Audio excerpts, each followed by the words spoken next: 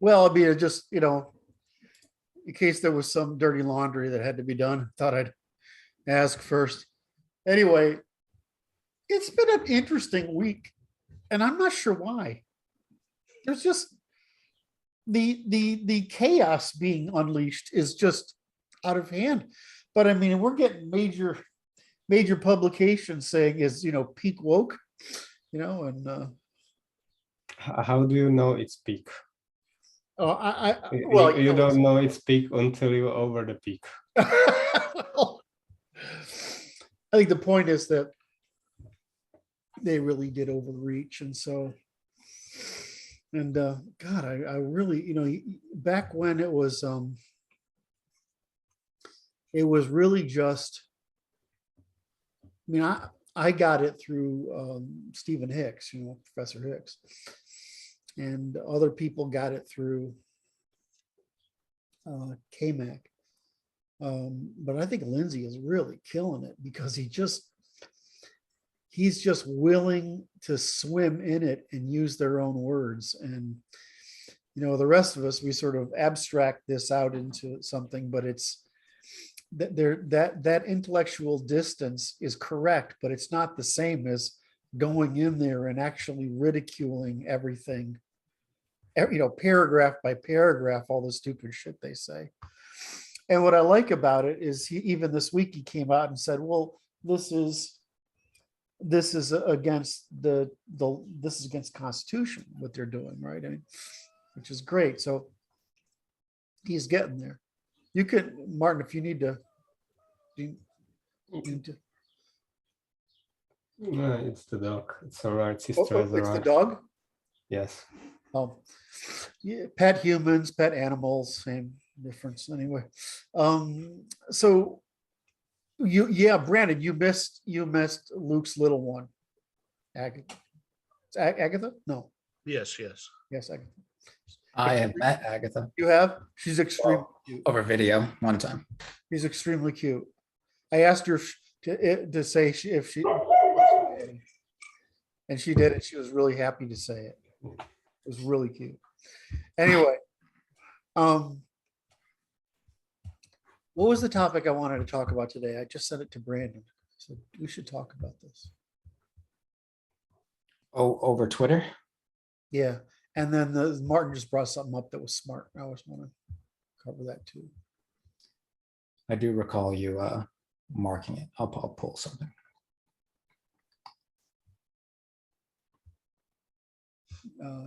Concurrent democracy, is that the one?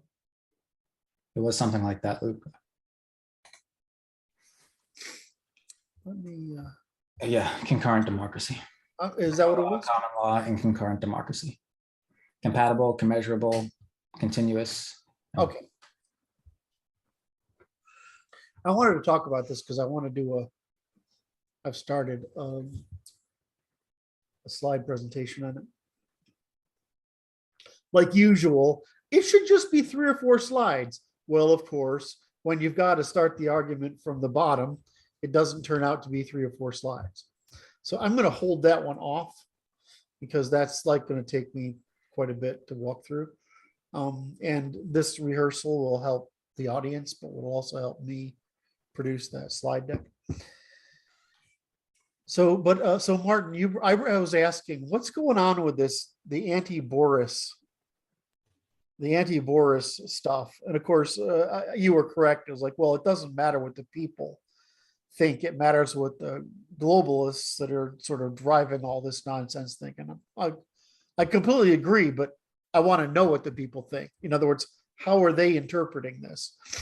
Because I look at him and I'm like, well, he's not worse than most of them. I mean, I don't get he's just another Eaton guy. I mean, they're just like a machine over there. They crank out Eaton guys. He's a little shorter and plumper, and some of them are skinny and taller, but I can't tell the difference between all those Eaton guys. So what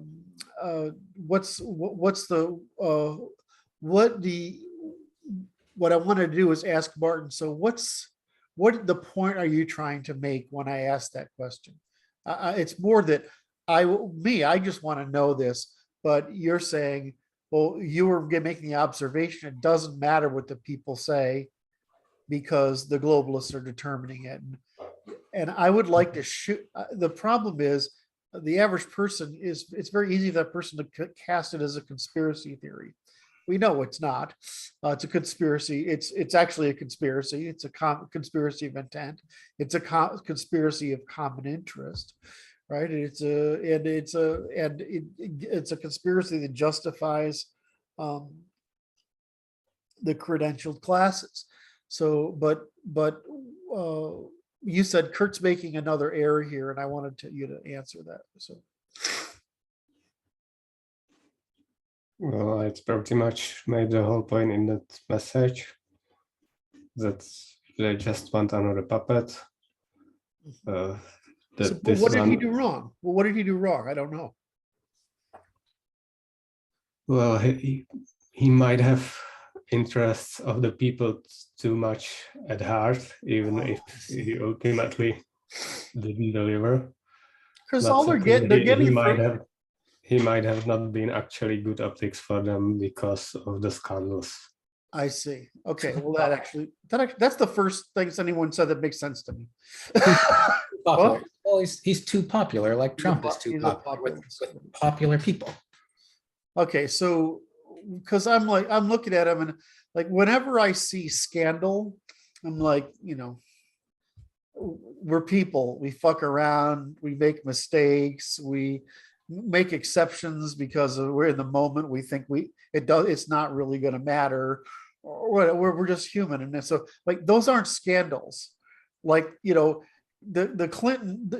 Did the Clintons really get anybody murdered? That would be a scandal because it's a real crime, right? It's not just human frailty. I mean, I love Italians because like they get a prime minister and he'll just plow through hookers, every different hookers every weekend, and they'll make fun of it, but it's a means of comedic expression. It's not I don't get the posturing that there's all these scandals. And I'm looking at this guy and I'm like, I don't see what he was too soft on the French, right? He got Brexit through. He's pretty good on foreign policy. He's been good to the States. I'm like, I don't really get it. Well, many promises he promised just weren't delivered. Like he was the same supposed problem to as cut off Trump. immigration. He Yes. didn't do any of that. I think it increased. Because he can't fix it, right? There's too many enemies. Yes. All right. Okay. I just wondered if there was like, I just would like to understand if there was something obscure here other than the driving this, because I just don't get it. Excuse me. I don't get it because you understand people and their rational incentives, and these animals are not rational. Okay, so I don't get the animal spirit. I didn't get the animal spirits. Oh yeah, snowflakes melt at 10 paces. Luke, that was really good. That was that's like poetry. Well, a lot of the problems, social problems we have, at least in the West, are because we don't allow anyone to be punched in the face anymore. So Yep. And trying to find that essay. And if I can remember it's like the author's name's on the tip of my tongue, but I can't get it onto my tongue, right? And it's a well-known author, and he wrote an essay, I think in the 90s, called A Punch in the Face. To the late 90s or early 2000s, somewhere between in there. And it's an essay about how life was better when you could punch someone in the face. I was watching a clip of one of those, I don't know, tantrums where they're throwing things at the fast food restaurant staff. They're breaking down barriers and whipping things into the kitchen, and actually hurting people with the objects they're throwing at them, stuff like that.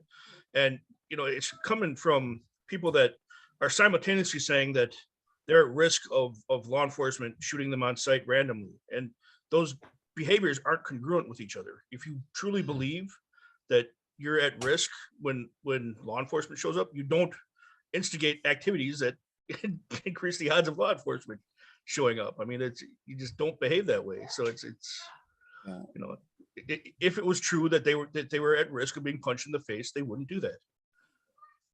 They do that because they know they're not going to be punched in the face. Mhm. It's really interesting if you look at different races and different cultures, and yes, it seems to be race-based, how they fight. Most groups fight to break contact. Almost always. Other groups fight to discipline, and a few groups fight to harm. And Black people fight to harm. In a group, asymmetrically, Right. in the moment. Right. Yes. They fight like, I'm going to say this. I'm going to say this on purpose, knowingly. They fight like chimpanzees fight. Right. They basically fight to kill. White people duel, which is fight to break contact. Asians and Indians, they do an awful lot of fight to discipline. Right. It isn't right. But I mean, you get so, and it's one of those interesting things is if you, it's like I said, one of the great things about the internet is we're getting a lot of video from around the world, and it's not, it's random sampling. It's not an organized test. And so that's why it's such a useful social science, is that you see that just as you'd predict, neoteny produces the decline in aggression, just as you'd expect. And so, and you watch Africa, how they treat each other, how they discipline each other. First of all, they're hardy people. And the second thing, I mean, necklacing and beating almost to death, and the asymmetric fighting, and the sucker punching, all that stuff. I mean, it's not civilized. Not to say that that violence, I mean, violence isn't, violence is necessary for human regulation. The problem is when you mix neotenous and non-neotenous people, what you're talking about is mixing people that develop agency early at the cost of aggression, and versus people who develop lack of agency in order to mature quickly at the cost of gaining aggression. And so, you have these, I mean, it's mostly Black people, and they blame it on their economic circumstance, but their economic circumstance is a reflection of their lack of neoteny and their aggression. I mean, I had a Black guy I spent some time with just, I don't know, earlier this week. And of course, he's in his 50s. He's fine. But that group of people seems to only get there in their late 30s or early 40s. They don't get there in their teens or in childhood. And the problem we run into is we're not regulating the asymmetry. We're regulating commonality. Correct. We're applying the same rules to everybody rather than addressing the asymmetry. Or we're simply claiming that these people have some justification when it's just a lack of discipline and training. I mean, I know some kids love like Montessori schools, and some kids love military schools, and some kids love something in between. I would have always loved military schools. I like the order, right? Because it suppresses all the status signaling that, first of all, an Aspie is somewhat incompetent to observe, but other kids use against each other all the time. And I just think so many of these kids, that if they don't have the church and a strong mom and grandmother and father, they need military educations, because they're, as Brandon is, the humans are just like any other animal. They need training. You want their training to assure them that you won't have to domesticate them past their maturity window. Right.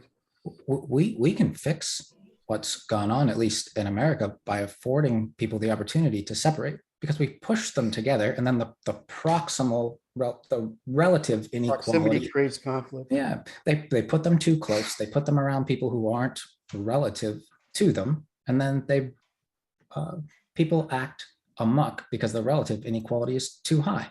Mm. And there's no way to climb a status We didn't- ladder other than through violence, because the documentation is pretty clear. So you don't force people together. All this forced inclusion stuff, it doesn't even make sense. The only thing good about inclusion Makes sense is that if it's you're- exclusive. If you're cognitively female and you intuit that you're average, Of course. and that you, just as you will eschew every opportunity to avoid, you will avoid conflict or even stress at any cost, you assume that everybody else is going to do the same as you, or they don't. Conflict is perfectly acceptable to a lot of people if it helps them get what they want.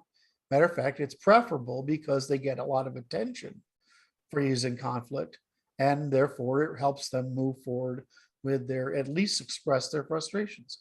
So If they want what they say they want, I try to explain to them that what they're doing is a long-term harm.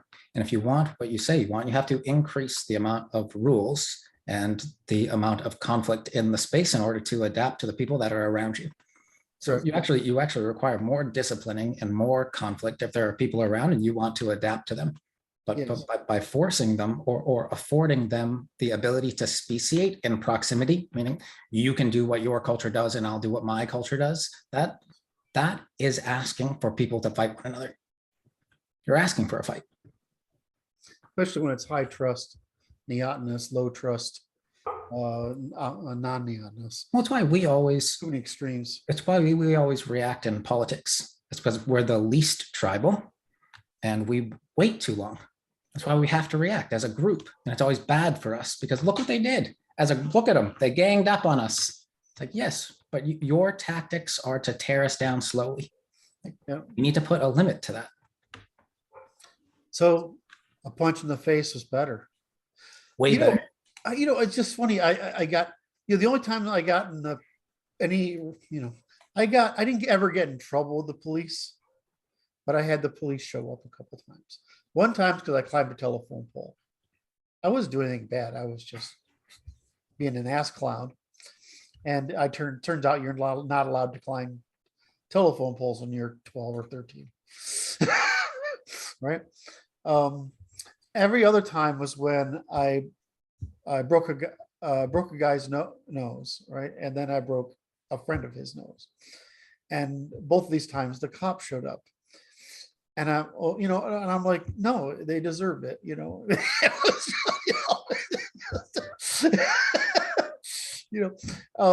and that was just, well, boys do that stuff. The cops are only there to make sure it's not going to escalate into something that's going to, that's not what boys do. Well, we got along fine. You learn your place in the world. You do that. You get a few chipped teeth or, bruises, but my friend Danny got bit by my dog. I mean, all sorts of, weird shit happens. And I just don't see how the world is a better place. I don't see it as better. I see it as better when it's when intolerant. We tried to make it safe from consequence. You can't. You need to make people safe from producing bad consequences. So anyway, all right. So how did we get on that anyway? I asked Luke about his snowflakes melt at 10 paces, which is just gorgeous. I mean, it was just, it's so true. And the world would be better if we just punched snowflakes in the face. We can't accurately navigate engagements right now because we can't accurately calculate negative consequences. Threats are also ambiguous, right? The complaint is that they're systematic, and they're built into the fabric of interaction instead of afforded like the choice to be pushed into the interaction, which is what we're asking for. See, it's like one of those, it's again, it's another manifestation of, like, dealing with, talking about something about German healthcare, and I'm sort of baiting that person. And because, you study how Germany does things, and it's really an aristocracy and peasantry model. It's still a class model. It's just the aristocracy is invisible because they find it bad manners. I actually really like that class of people. They're wonderful. But the people are taken care of, right? That's how the noblesse oblige, right? And it's still there. And but there's a high price for that orderliness and that security there, and it's that there's a very low tolerance for stepping outside the bounds.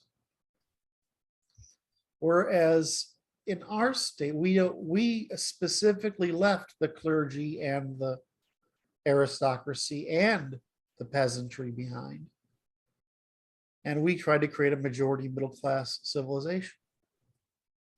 And when we tried to immigrate people who wanted to join a majority middle class civilization, basically one of achievement. But our system was, because of that, was dependent upon the middle class continuing to police everyone. Because we didn't have any authority, aristocracy, or clergy. Men had to do it. That's the English model. So the problem is that of course, the enemy that came here post-war has sought to undermine our ability as individuals to enforce the commons, indoctrinate people into the commons. And so they use the blacks as the vehicle, and they use the claim of oppression as the vehicle to suppress our ability to use to force people to conform to previously Germanic or at least English norms, traditions, and values. I mean, it's the freaking even this is common knowledge, but even prohibition was just an attempt by the Protestants to stop the lower class behavior of the Catholics. So this was just an attempt to try to maintain that middle class society of self-regulatory behavior. And but the enemy really went after our institution. But they prevented men from disciplining the public people in the public space. And there, when you make basically every mature male a policeman, you get a pretty safe space. And when that happens, it creates a status system, and then the women will adhere to it. But everybody will seek opportunity to evade the responsibility of a majority middle class civilization. They will seek it at all costs. Then that's what it's happened. They've written license for it. Can we restore it, as Brandon said? I mean, of course. I mean, fuck, Luke teaches it. I think it's just a matter of forcing the separation. And I don't just mean No, I agree. Peoples of different types. I mean, like, separate boys and girls in school, get men out of teaching kindergarten, like these sorts of things. Yeah, women out of teaching everything after fourth grade. Yeah, get them out of the workforce where we have to provide them protections, right? And they create friction in an arena that's supposed to create profits. Yes. That's all. I mean, that's all. Just move people from where they're not optimally stationed. They don't have to be punished or anything. Just move them out. So basically, that's one of the big failures, right? It starts with deprivation of our ability to regulate behavior and continue indoctrination into our civilization, despite that it's the hardest civilization to be indoctrinated into, because it places the highest demand on psychological and emotional regulation. And so what you're saying is that if when they prohibit us from doing that, people, of course, went all over the place. And so they did forced integration, which put us in condition where we wanted to regulate other people and we weren't allowed. Right. So they created a heroism or a virtue of rebelling against indoctrination, the majority middle class civilization, the high trust and the high agency training necessary to participate in a high trust society. So the good people would say, well, people are internally good. They're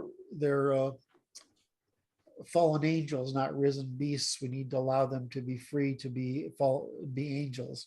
Well, I mean, that's fucking ridiculous, right? I mean, that what that is a woman saying, I don't want to regulate anyone. That's really what it It's is. true for women if you limit them to the realm of care alone. Yes, it's As soon true. as they go anywhere else, like, Else they can't do it. then you have to limit them, like they are criminals. If you Yes. go, no, They are. your intuitions are criminal. Ours are stupid, but theirs are criminal. They want to steal something. They want to steal something, and we break stuff. Like, I don't know. God, that's so beautiful. Ours are Even stupid in and the yours are- frame of fallen angel, you could argue they just fall even further. Yes. So what they did is they forced us into forced integration at the same time as they prohibit our indoctrination, under the premise that, under the premise that, in other words, they always hide behind plausible deniability.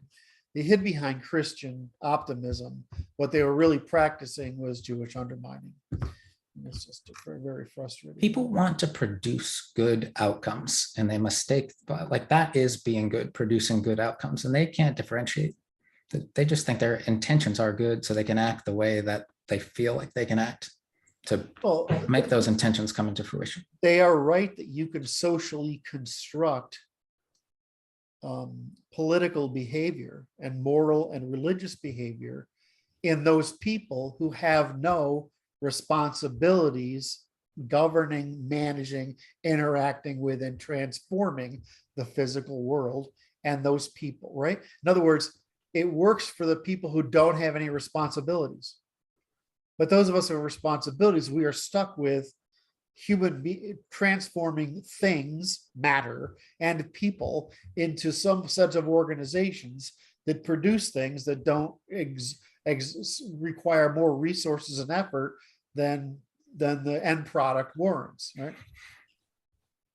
So that's what a Marxist does. They teach irresponsibility, right? They teach irresponsibility to people, that they're justified in irresponsibility because the attempt to force them to have responsibility is an oppression. Okay, if you want Just their intuition that their time matters, right? They're inserting that intuition into production. They're going, my time matters. No, only if you produce something. Well, yeah, well, I mean, and that's a great example, right?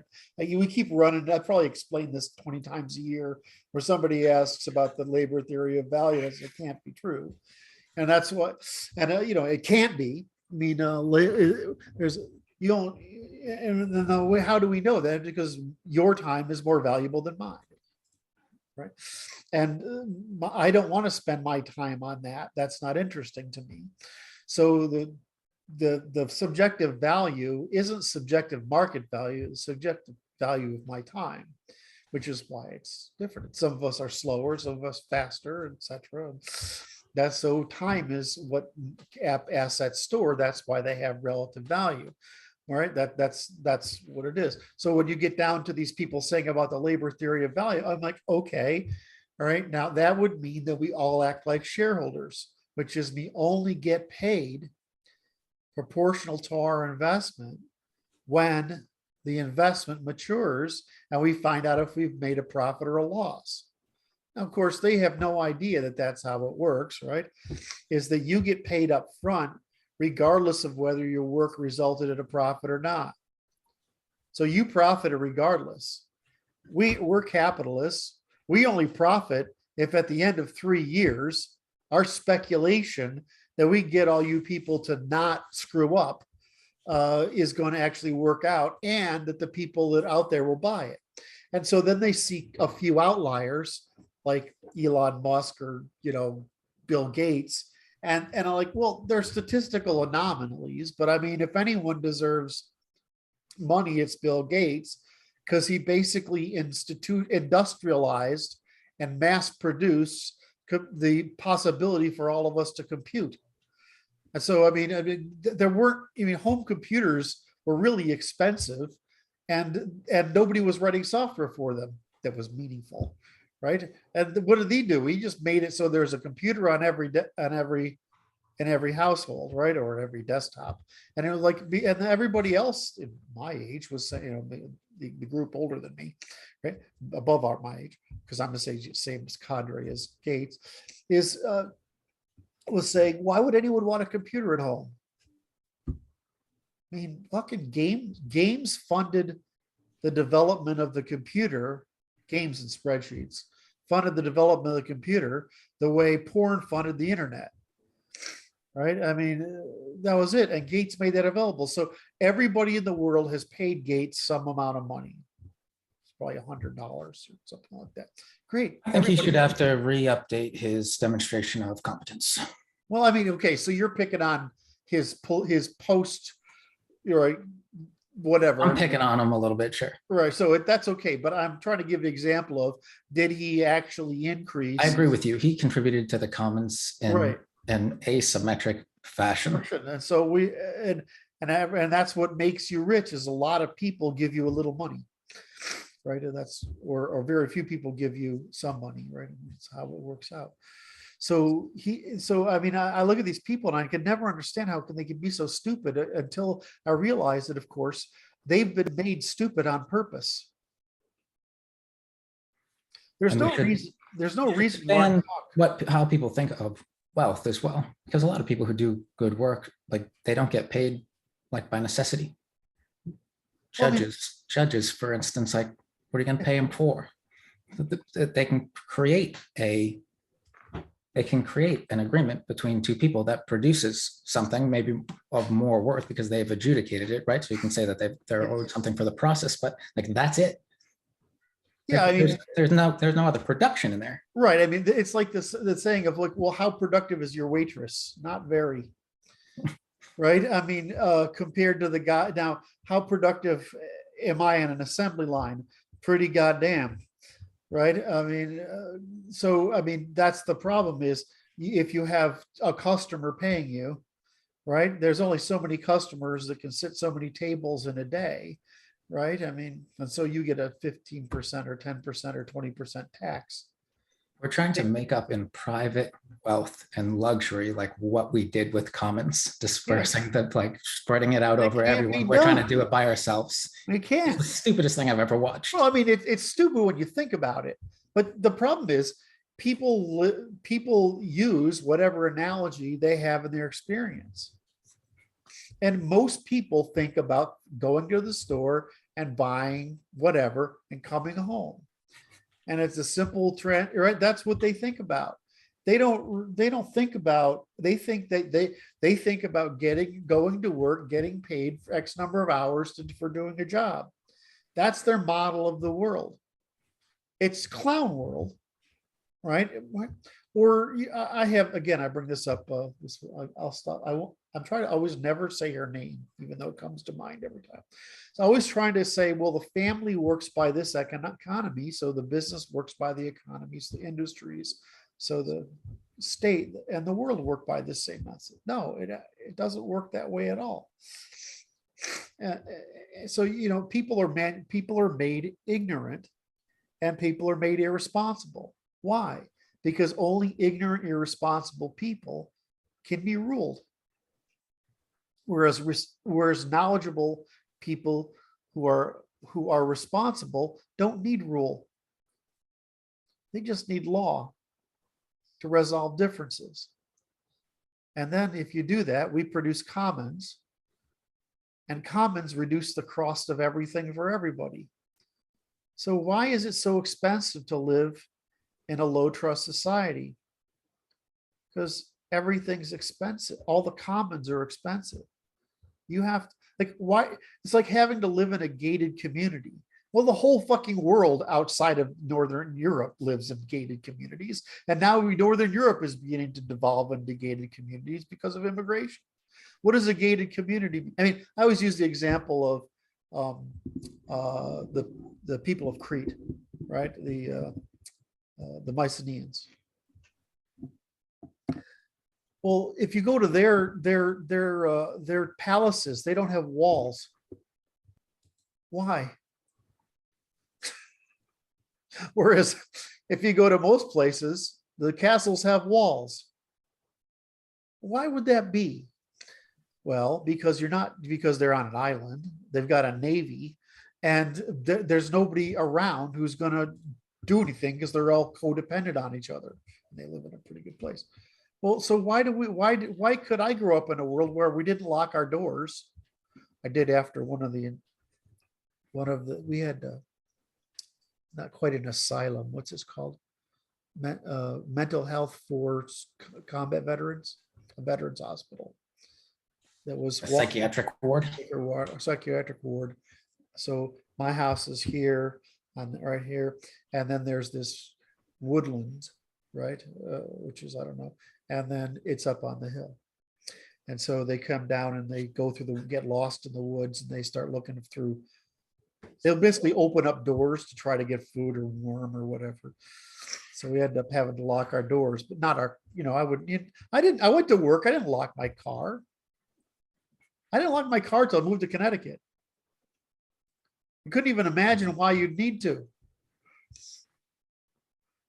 But that's because you live in a high trust society with high indoctrination, where everybody knows everybody and everybody's responsible. And because everybody's responsible, including for the commons, you can't get away with anything. It's like we were talking about with the forced association. You can't police a commons if you have nothing in common, and a common doesn't produce anything if you have nothing in common. No, it's not common if it's Right. Common. Exactly. Okay, so can I roll over into my big question? Because that's really it, right? What does common law mean? Shared among your people. Well, Like, right. It's like optimally, intuitively. Well, Well- origin remains common in all kings' domains. right. So, well, okay. So we have the luxury of being talking about for the past couple of years, the origin of the Western group strategy, right? Producing rule of law, which was necessary because there was no authority other than meritocracy. Well, this thing survives. It gets to Rome. And of course, Rome is, the Greek states are city states, right? So they're like, they're more like countries, right? That have competing interests that are loosely federated by reciprocal insurance against outsiders. Rome scales this up to an empire across the Mediterranean. And when they try to rule new places, they say, we're going to adjudicate by the common law. What is the common law? Laws that are common between peoples. What does that mean? The empirical evidence of the result of dispute resolution that survives competition over time in multiple jurisdictions. In other words, science.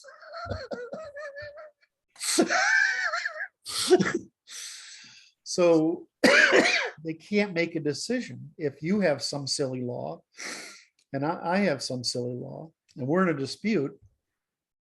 We can only adjudicate that by the laws that the people who we are solving judicial disputes for have in common. What do those things end up being? They end up being whatever tort means, or property tort, or trespass means, whatever promise and contract mean, given the degree of sophistication of the division of labor, which means how atomized property rights are. We don't think of it, but it wasn't that long ago that, as a father, you couldn't sell your house and take the money because the whole household was dependent upon the farm and the house for survival. You couldn't. Does that make sense? Your own brother or your could sue you to prevent that from happening, right? So because and so that to keep the peace, the state wouldn't allow you to engage in the moral hazard of depriving those people of their wherewithal. You could move from one place to another and take them with you, but you're responsible for that household because a household is an economic unit. Well, over time, of course, it becomes possible for individuals to become economic units. And of course, at that point, it gets to be possible for people to sell property, right, which allows for lending, borrowing, and velocity. Right. Anyway, the point is that it's common and it's scientific. In other words, it's survived in multiple jurisdictions among multiple groups of people. The same kind of decision is achieved, which shows that that the law is held in common. Why? Because the court doesn't want to be in authority, because then it's responsible. So that right. And we have this thing. So even if among the Germanic tribes, I don't know about the Slavic tribes. I only know the Germanic tribes. Among the Germanic tribes, it doesn't look very different to me, but it's more hostile world out there in the East. But among the Germanic tribes, it's the same thing, is that there's no authority. Even kings are elected.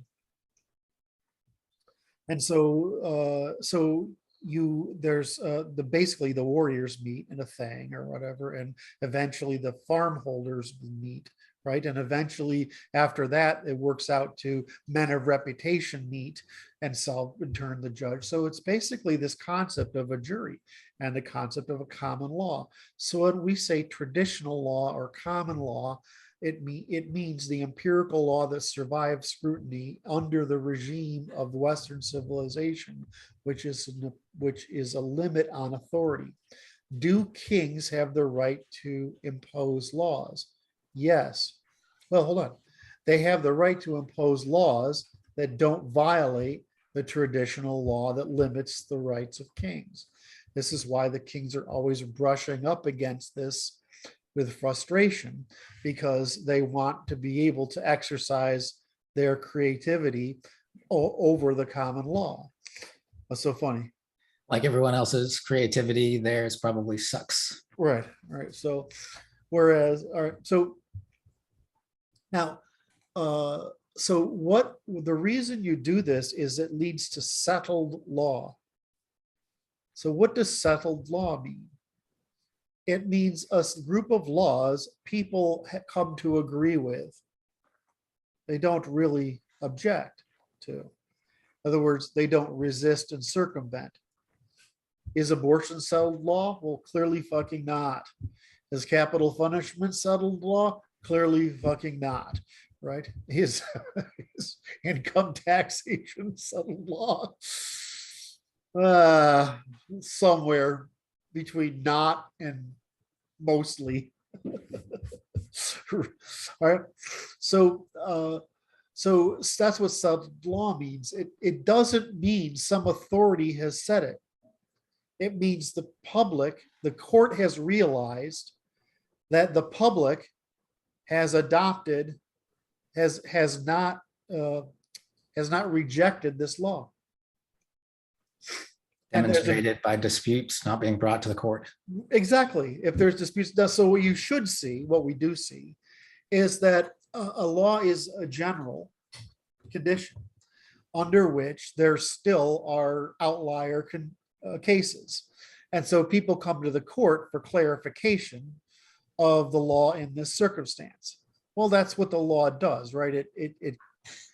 It says, okay, well, this is a general rule, and in this circumstance, take the general rule. Does it apply?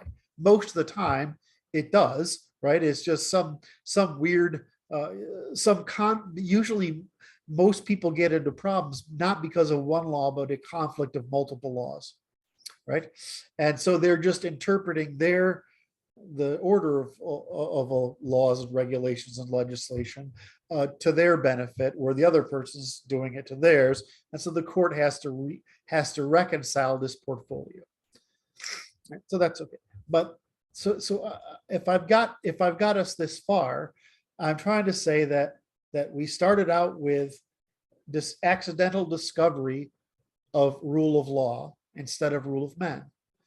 This evolved into really the prohibition on authority, which leads to we rule by settled law, or what we call traditional law, and we evolve it empirically by the resolution of disputes over a test of tort, which is a test of sovereignty and demonstrated interest and reciprocity in display, word, and deed, ameliorated by the fact that there are practical necessities of governance, right, that are largely or based on the need to assist people in organizing economic behavior at scale.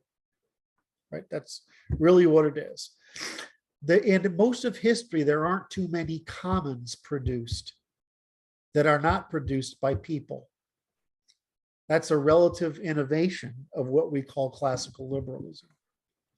Most commons are not produced by the state in the sense that we think of them. They were produced by the nobility, parks, monuments, infrastructure was, of course, but it might be done by nobility, it might be done by private sector, it might be done by the state. All right, so if I've made my case that basically our law is science, that's all I'm trying to get to, that the common law is those laws we held in common. And those laws that we held in common are only those laws that prohibit behavior, not the demand behavior. In other words, does that make sense? They're negativa laws. So this is just science. The gradual suppression of irreciprocity as the division of labor increases and the complexity of our cooperation increases. Now we grow up and we get bigger. And we have a thing we call democracy. Well, democracy is a really bad way of saying jury. Now, A terrible way. Yes, because it was a jury, right? You came to the parliament, and the parliament parlayed the different factions, and they juried approval or disapproval of the monarchy's request for funds. Or you came to the jury, the parliament, just like we come to go to court. The parliament was a court, again, for the state. In other words, I could go to appeal to the state by going to the parliament, just like we go to court. And then I could go, if that failed, I could go to the king. Well, good fucking luck at that one, right? But he might, kings like to get reputations just like presidents do. And they might, right? And so you have this. So what's happening here is its scales growing up, but it's a via negativa, right? It's a jury that decides whether an appropriation of funds, especially for war, is warranted. In other words, it's a shareholder meeting. So then we get bigger and we say, okay, this thing called democracy, now we've got to get more people's fucking opinion, because instead of just nobility paying taxes directly, we've got all these fucking businesses and complex things paying tax. Now we've got to have more input, because these people, once they're being taxed, demand input. Okay, fine.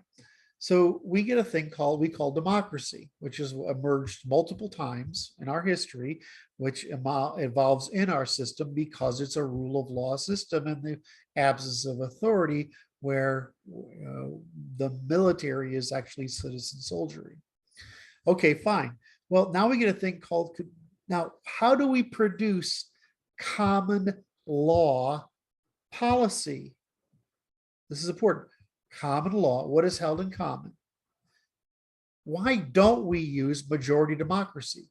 Why do we have a king, a House of Lords, or a Senate, and a parliament, or or House of Representatives, or House of the Plebs. Why do we have that hierarchy? And why? Because we are separating the state from the regions, from the businesses, from, frankly, the peasantry who's basically represented by the church. So when you say I need agreement across classes and across regions, you're not seeking for the rule, you're seeking to produce what law these peoples, despite their classes and regions, hold in common. So this is what's called concurrent democracy, not majority democracy. Majority democracy is fine for your neighborhood or your village because your interests aren't divergent enough. But as your interests are diverged, you have to try to create common law, common settled law that people agree with across domains. So we live in a concurrent democracy, not a majority democracy. And the reason, and for the ancient reasons, to prevent the abuse of authority, but to prevent the abuse of the state by any group using its numbers to oppress other groups under the auspices of authority, political authority, rather than common consent.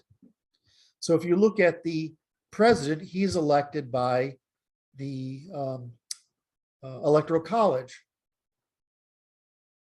He's not elected but directly. If you look at the Senate, they were appointed by the states, the governors of the states, or the legislators of the states. The House of Representatives was elected by regions. The goal here is to make sure that nothing gets enacted that isn't going to be common settled law that the people don't object to. If it can't be common settled law, it must be devolved to the states. If in the states it cannot be common settled law, it must be devolved to the region. If it can't be resolved by the common law of the region, it must be resolved by the locality. So the only question is, what's the hierarchy of what discretion is allowed?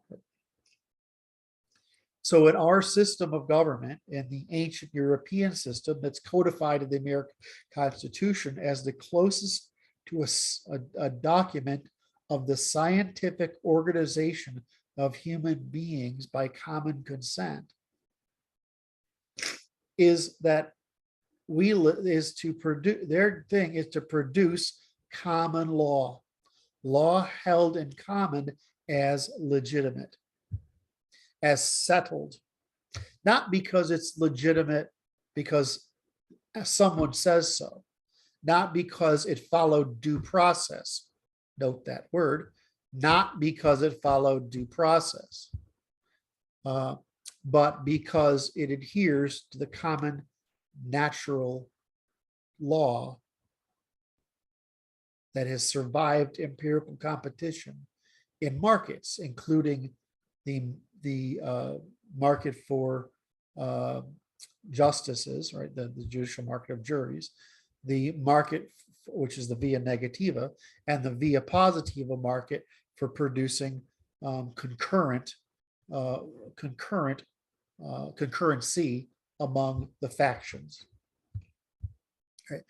So I always think about it as, well, I don't know, I'm trying to get this out and I'm saying, how do I talk about this?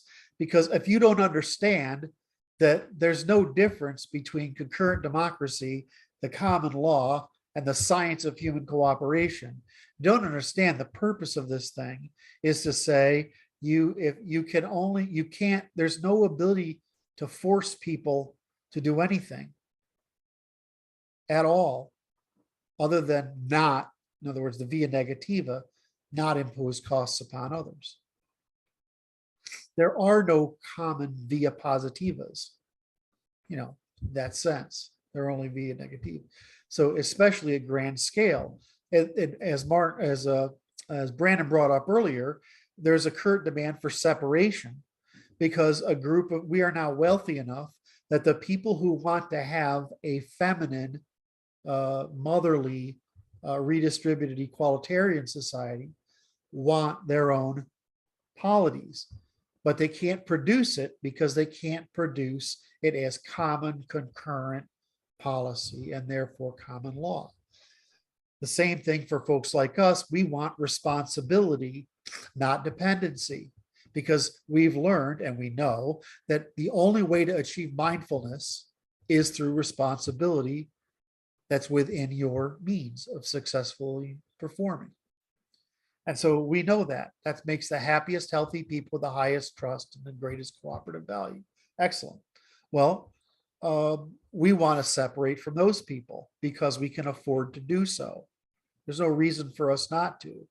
Just as in the past, you couldn't separate a household because the economics of the time prohibited separating a household. You had, in other words, it would leave people abandoned to the moral hazard of throwing the responsibility for their care on the commons. We're no longer in a situation where we have to have one set of via positival rules for the polity. We're in a situation where there's market demand for separation so that we can produce different commons, different positiva commons. Well, when they join the federation, when you join this federation, a state is a country, right? We call the United States a country. It's not, it's a federation of countries. It used to be called the United States, plural, right? Which is what it is. It's a set of states. Those states joined the federation. They were their people were guaranteed a republican form of government, which is specified in our Constitution, meaning rule of law, representative government, and certain rights, basic rights, a Bill of Rights, which of course is, fortunately, there's not clearly articulated as we would articulate it ourselves, but that's what they're saying.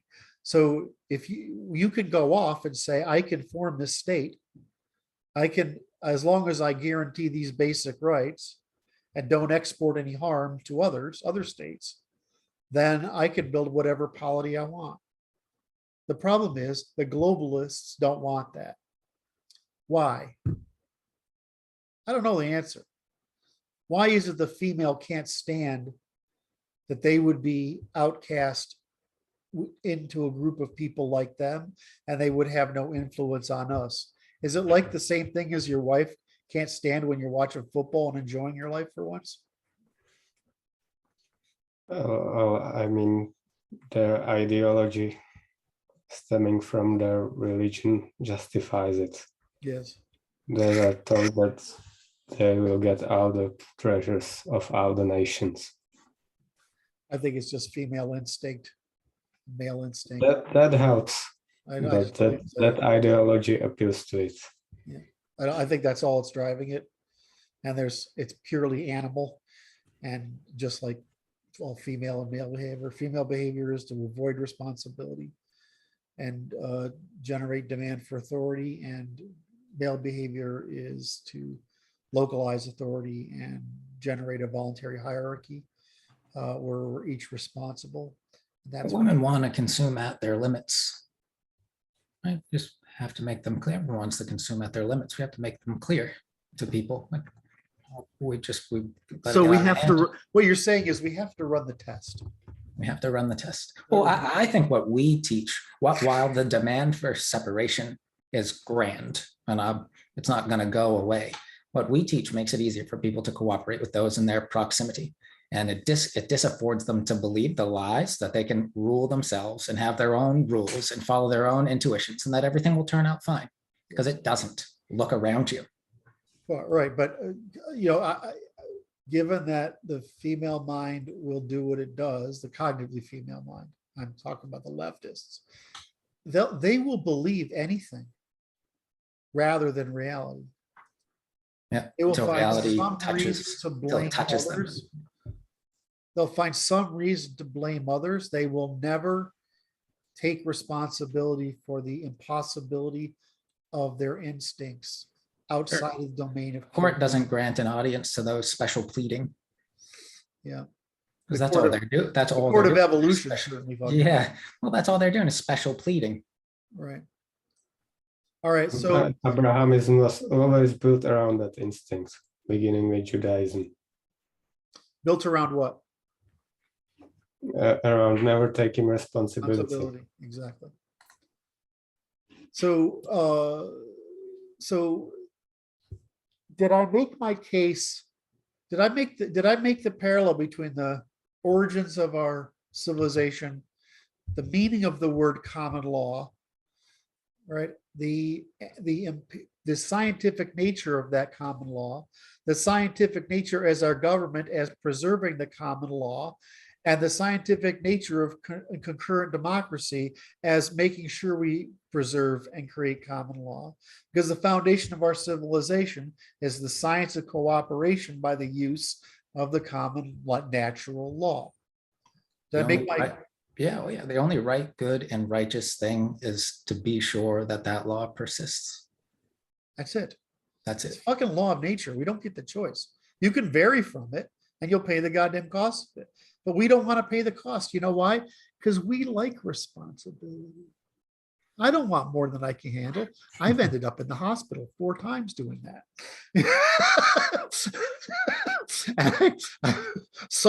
I've suffered years of depression recovering from it. You don't want to do more responsibility than you can handle.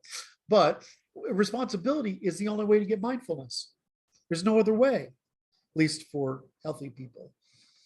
The neurotic people think they can get mindfulness by evading responsibility. Turns out it's not the case. That's why I think women are all women are only sane once they have 3 or more children. Because they have to be responsible. I'm watching Luke's face here to see if I'm going to get a reply out of that. Because I know there's a set of clock wheels moving back in there. Male and female are just undeveloped fathers and mothers. Yes. So when we're talking Oh about my male God, and that female, was good. What we're talking about is people that haven't yet realized their full development. So of course, women don't develop responsibility until they're mothers. They're not fully developed human beings until they're mothers.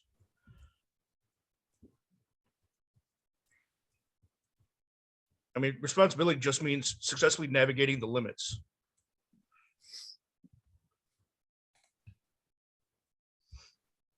Children impose limits. You can't do whatever you want and have your children survive. Can't let them do whatever they want either, because Right. they won't survive. So Okay. when we're talking about ideals, we often use male and female, and that may be the wrong frame, because that if like all other organisms, the goal is continuing the organism. Yeah. That full development is mother and father, not male and female. We're always talking about how we're going to deal with the That's- tantrum the children are throwing. Yes. Well, they're just children, right? And that's Correct. and they're children because women infantilize because they're easier to control. And that's what I'm getting at when I say that from my frame, the female bias isn't to avoid responsibility. It's they haven't developed into that responsibility yet. You can't want children and simultaneously avoid responsibility. So you can't have a biological drive to reproduce and a biological drive to avoid what's necessary for reproduction. Except that we see this in life is that responsible people are happy and irresponsible people go crazy. Irresponsible people are children. Yeah. They're not fully developed. Now, our mechanisms for acquiring responsibility are different between males and females. Males produce responsibility, females accumulate responsibility. But there's both in order to fully develop require responsibility. Brandon, you were seeing something there? Yeah, well, people aren't happy as children, they're frustrated. Yes. So, You can call them children or you can call them animals. right, that's my frame for it. If you're not working towards being compatible, being cooperative, stewarding a foundation for those around you, then you belong in a cage, kenneled. I like what Luke said there. It's not so much masculine, feminine. It's whether you're succeeding maturing into a father or a mother. Yeah, because it's right. That's actually right. Now you say smart shit.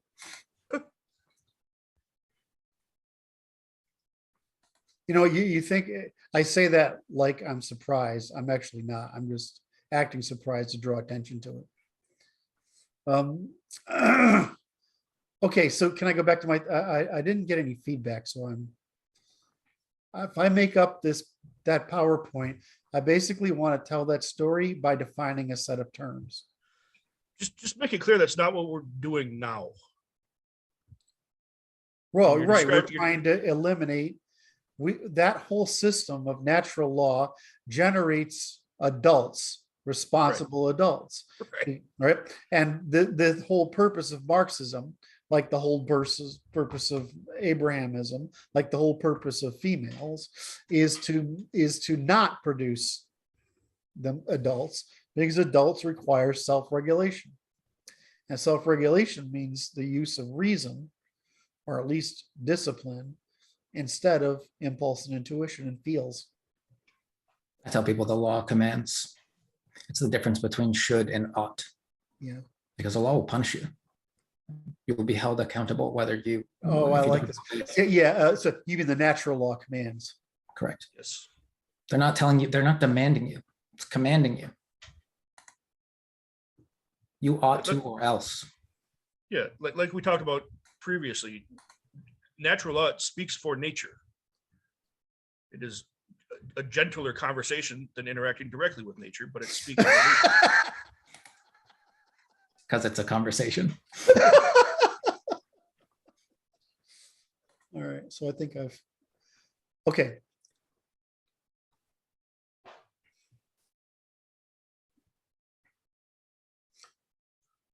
Because the law will do something. The law will do something to you. I tell people that children and women demand. You can tell them no, right? What are they going to do? Make you? They're not. But if you're in the lead, you're commanding, and you issue punishments for people who don't obey, because you must. Not because it's good, not because it's like scaling the family. It's not.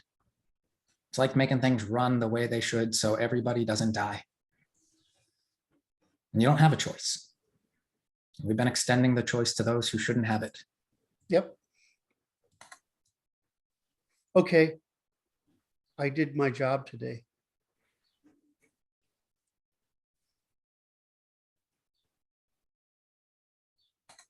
We asked about Boris. I went over my big question. I have Indian food for lunch. Oh, Brandon, I'm sorry. I had a bad day, so I couldn't come up that week. Yeah, I got it. I don't, maybe this is helpful for everyone that's dealing with us. Like, life happens to people, and I never hold them and Well, I mean, account for but it I don't, happening. I just want to make sure, I'm sure you Yeah, know sure. this, but I absolutely love you and I would have loved to be there, but I love you guys I too. didn't have it in me. I prefer your company and proximity, but everyone got to take care of themselves. You got to be alive. Anyway, all right. Any other business we got to go? I really, that's all I have, because right now all I'm thinking about is I'm gonna go work on this PowerPoint. I've got like 4 of them going. Life philosophy is over, this one and a couple others. And then I've got to prepare for Dr. Brad on Saturday, where we're going to do some more lying. The last one was really fun. They're gonna do some more work online. They're not gonna do some more lying. Yeah, we're going to do some more work on lying. It's really just, actually, can I talk about this? Because I want to hear you guys, particularly Martin, on this. I had one. All right. So I asked this question on a couple of ways. I don't know how to ask it better. It's that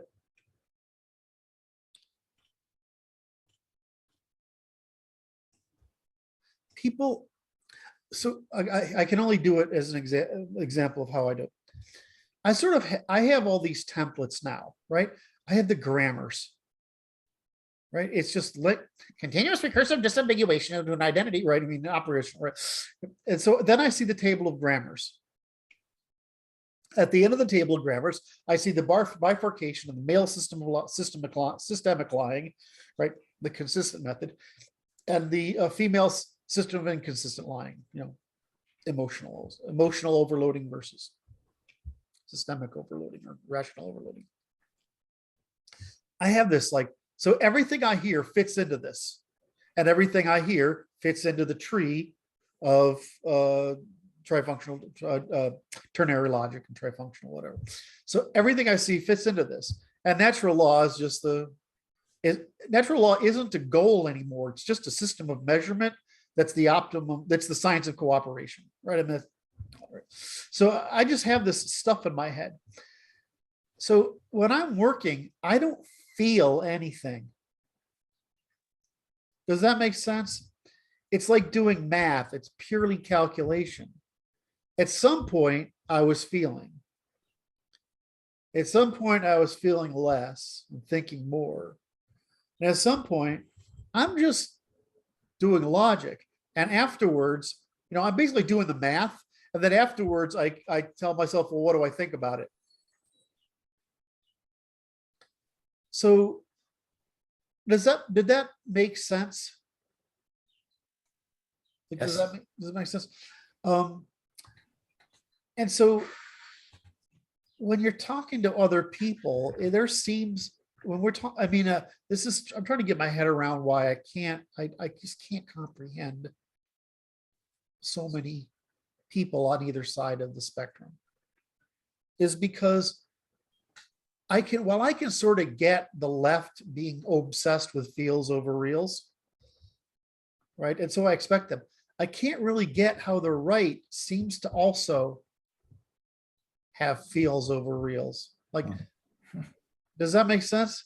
And I keep listening to these guys, and they're so desperate to feel, because unless it emotionally resonates with them, they can't get emotionally behind, they can't support it, or they can't determine whether it's morally righteous or not. And does this make sense? Brandon, you're clearly getting what I'm saying, right? I think it ties into what you were saying earlier about Boris and the populism and so on. It's hard to square that they're just animals running certain programs, and it's a certain stack of programming, and they default to emotional or intuitional decision making when it goes beyond the ability for their cognition to hold the complexity any longer.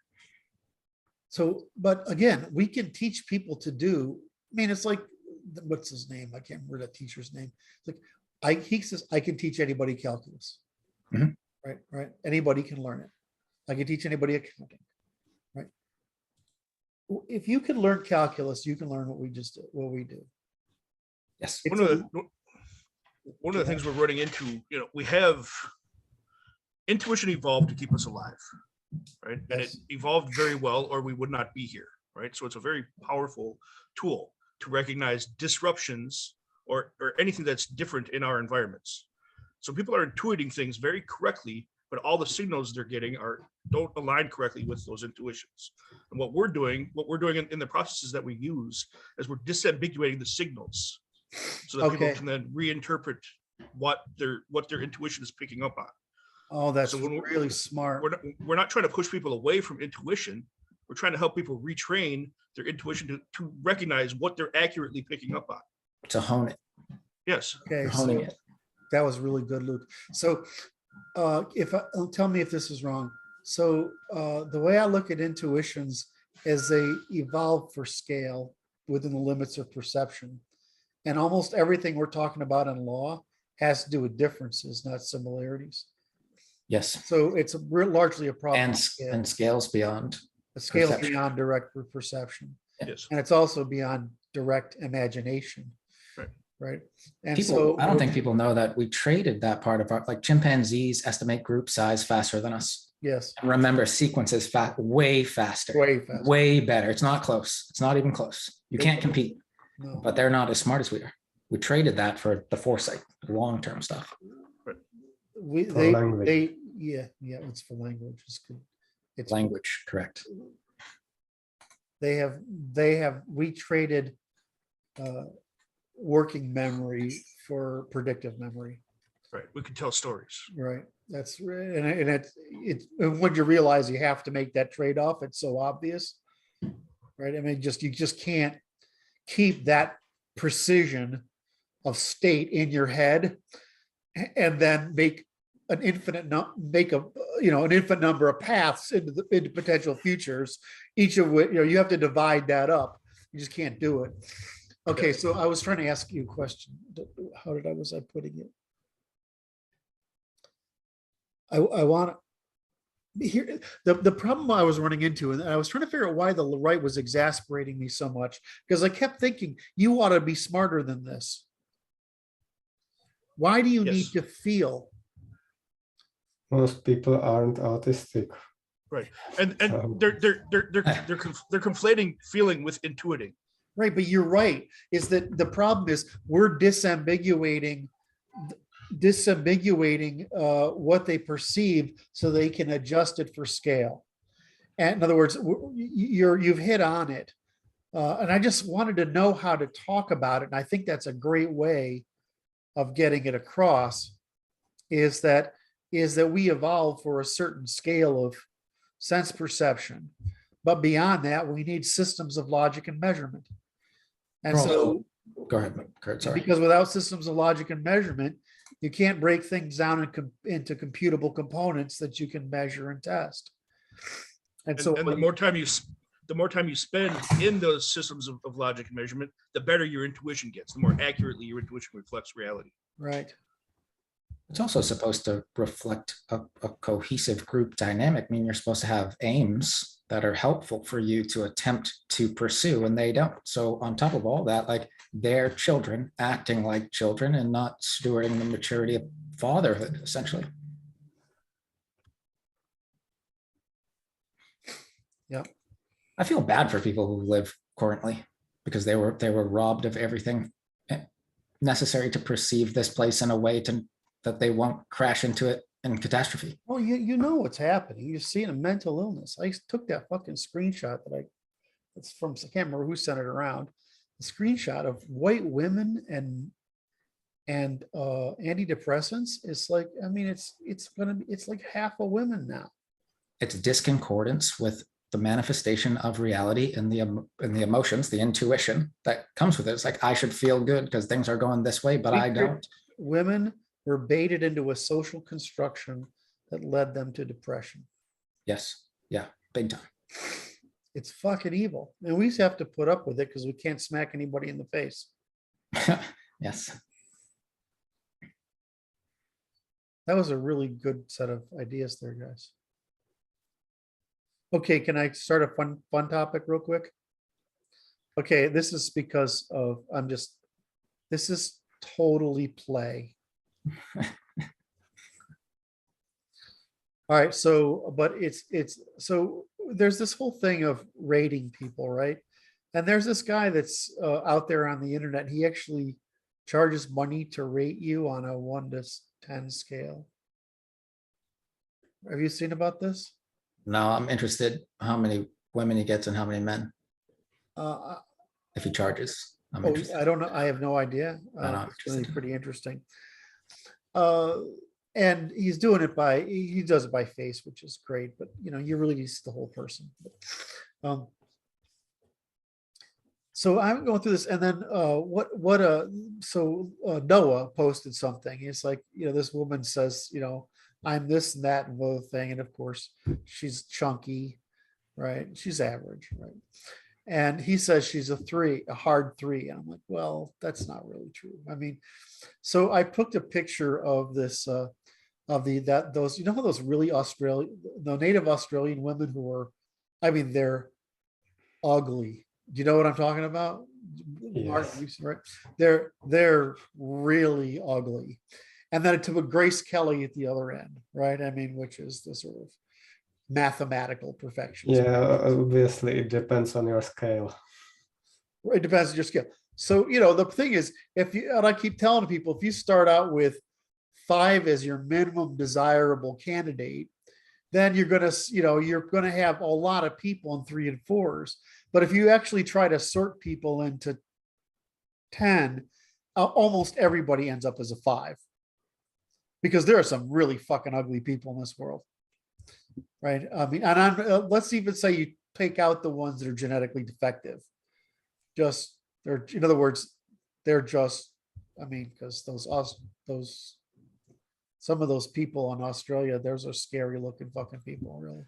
So everyone's scale is going to be adjusted to what they get to interact with, and now maybe to what they see on TV and on the internet. But that's my point, though. So, like when I used to do, the first stuff I did was advertising, right? So I went out and I would take back when the magazines were a thing, and I would go buy a whole bunch of magazines, and I'd get a big wall in an office, a big wall, and I'd play this "what thing of these is like the others" game with the ads, right? And then I'd do one with typeface, right? Typeface ads. Then so photo ads, typeface ads, because typeface ads, photo ads, narrative ads, right? And if it's really, when you're holding like 4 or 5 things in your hand, it's one thing, but you start getting 50 or 100 or 1,000 examples, you start sorting, it gets really obvious. So, I'm looking at this like, yeah, I know, but so my point is that woman isn't a hard 3. She's fucking average, right? I mean, the problem is there just aren't many 6.5 to 9.5s. And if you actually find the 9.5s and the 10s, they're fucking scary beautiful. So I think I'm trying to show Martin is right here, but so the problem is that we see all these people rating stuff, but how are they rating people? They're rating people by the limit of desirability to the extreme of desirability. They're not limiting them as the distribution of of people's actual abilities, because I look at a lot of people and I'm like, well, that person's a 6 or a 7.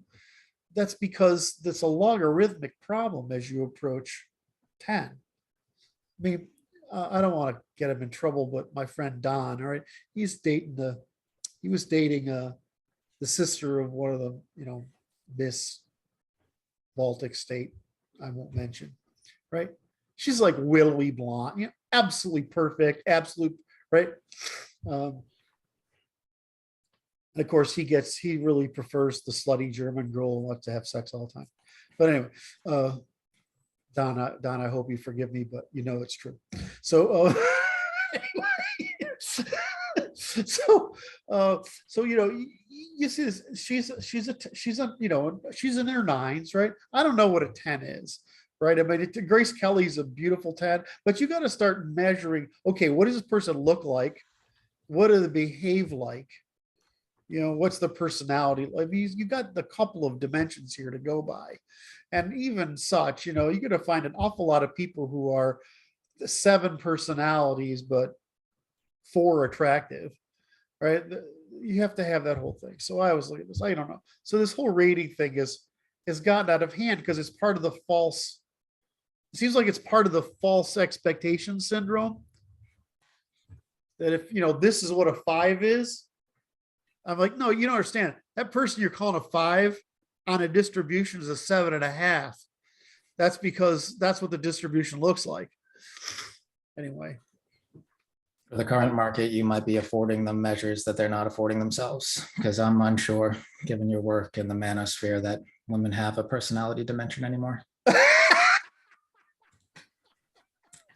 That's horrible.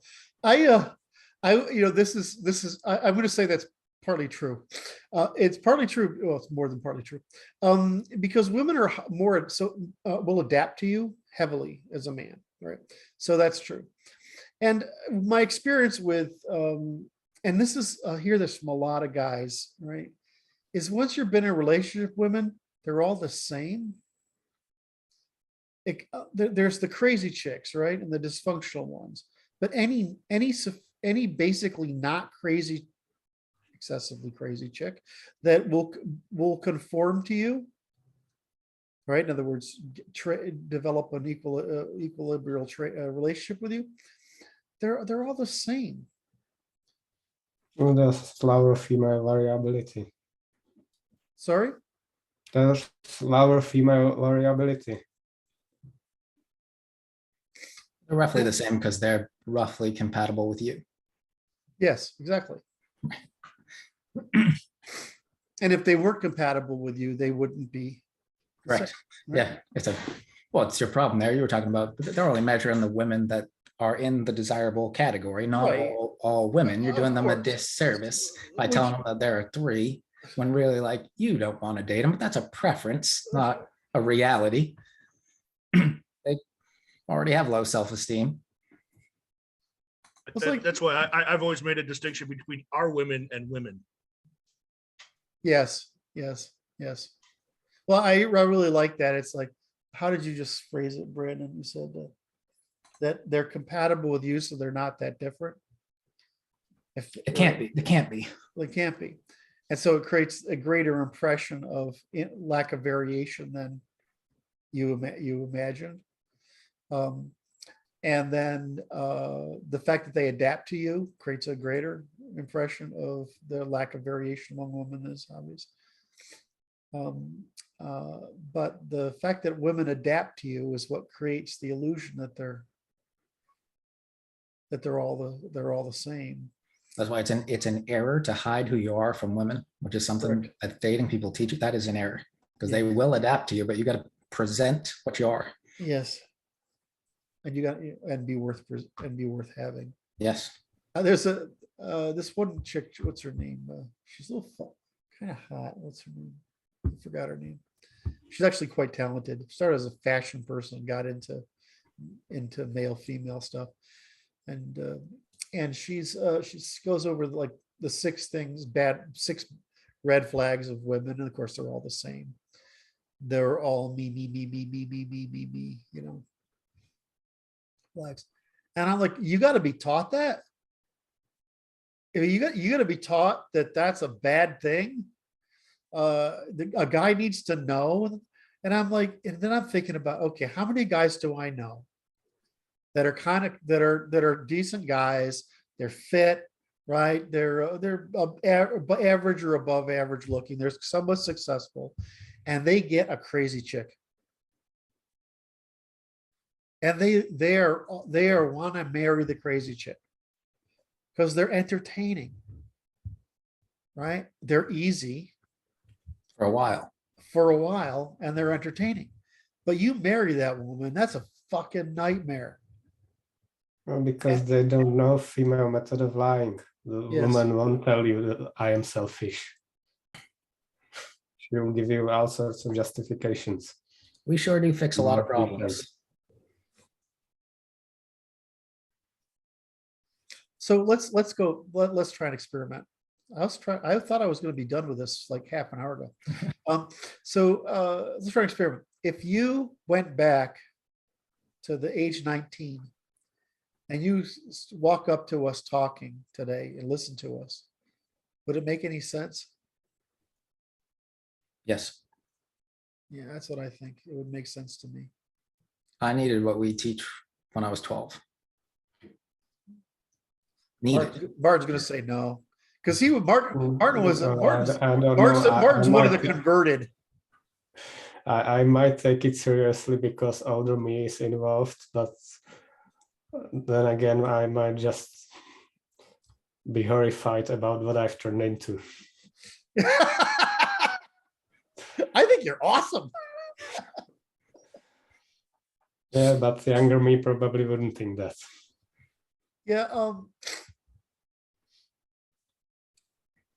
I think that once you stop projecting what women are going to think of you as meaningful, when they opine on you, that changes.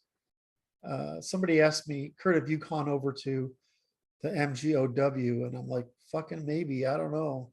I love women, but you know, if I look at how much we modify our behaviors and how harmful women are to us, unless you get married to one of the good ones. I mean, I'm sitting, They're not got- substitutes. we got for two men. guys at least who have chosen properly.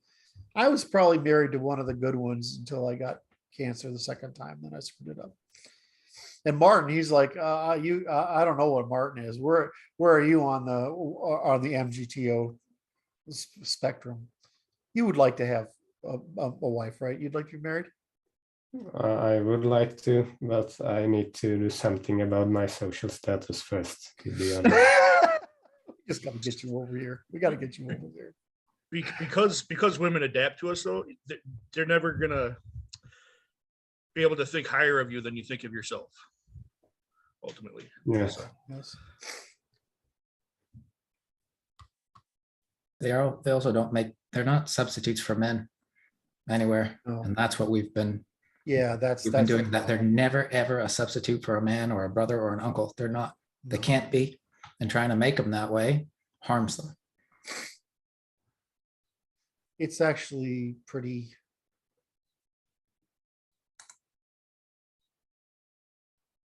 It's like, I've had business partners, right, that I've built multiple companies with, and it's like being married. But you start out as business partners and you become friends, like married people are friends. You're so interwoven and interdependent that you just don't ever want to be without that person.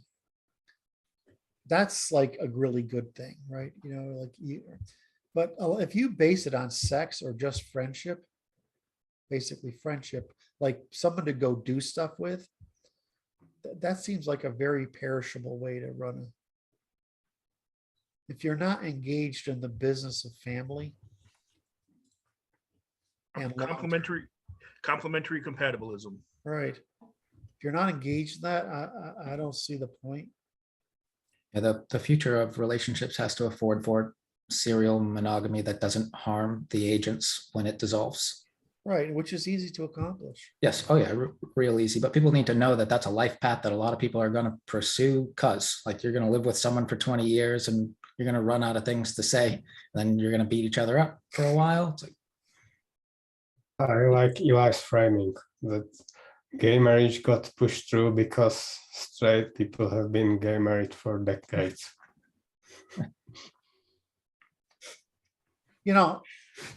When you said a couple of days ago or last week that your job in our organization is to make sure whenever the conversation gets to the center, that you pull it over to the right.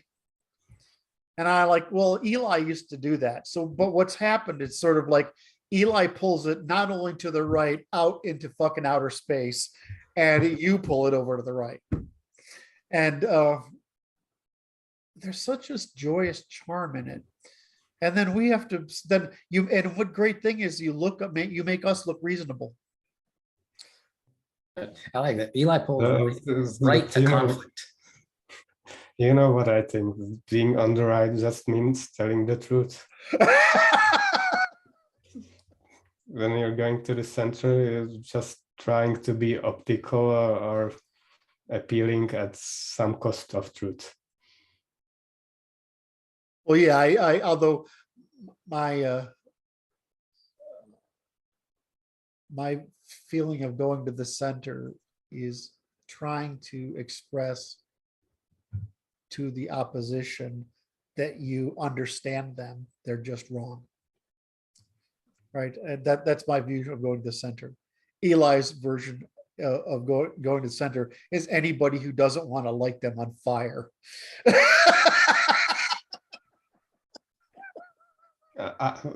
If we can talk to the opposition, fine, but I just don't want to compromise on truth. No, I agree.